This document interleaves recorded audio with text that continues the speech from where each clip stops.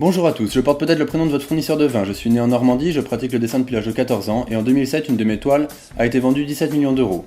Mon talent artistique me fera délaisser mes études jésuitiques, puis fuguer à 17 ans pour aller étudier la peinture à Paris où je rencontre effectivement mes premiers maîtres. Très pauvre et méconnu jusqu'à mes 27 ans, j'accumule les dettes et les voyages ratés vers Rome, qui est alors la capitale européenne de l'art. Je pars cependant rapidement pour Rome, cette fois avec succès, où je fréquente le milieu des peintres français, mais aussi certains protecteurs italiens amateurs d'art qui me commandent des œuvres, et des libertins. Pour diverses raisons, je me retrouve rapidement seul et retombe alors dans la pauvreté et la maladie. Peu de temps après, quand mes protecteurs reviennent, je deviens un des peintres français les plus demandés de Rome. Je me marie alors et renonce aux grandes commandes publiques pour ne répondre qu'aux mécènes particuliers, et encore à peu d'entre eux. Je reviens en France pour connaître la consécration, puisque je deviens le premier peintre du roi, que j'obtiens de nombreuses commandes et une rente de 3000 livres de gages. Mais débordé par tant de travail, je décide moins de 2 ans après être revenu dans mon pays, de repartir à Rome.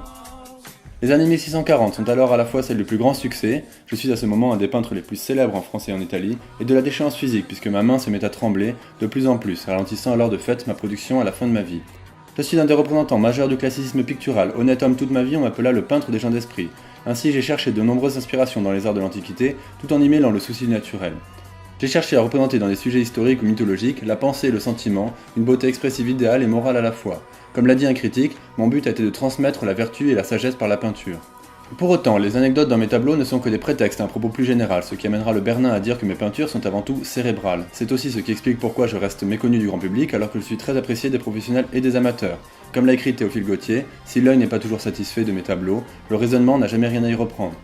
Même si je déclare que le but de l'art c'est la délectation, je revendique par ailleurs cet aspect très intellectuel de mon art quand j'écris « De la main du peintre ne doit sortir aucune ligne qui n'ait été formée auparavant dans son esprit ». Ainsi, je romps très tôt avec le maniérisme qui marque alors l'art français et européen, et m'écris d'ailleurs devant une œuvre du Caravage, cet homme est venu pour tuer la peinture.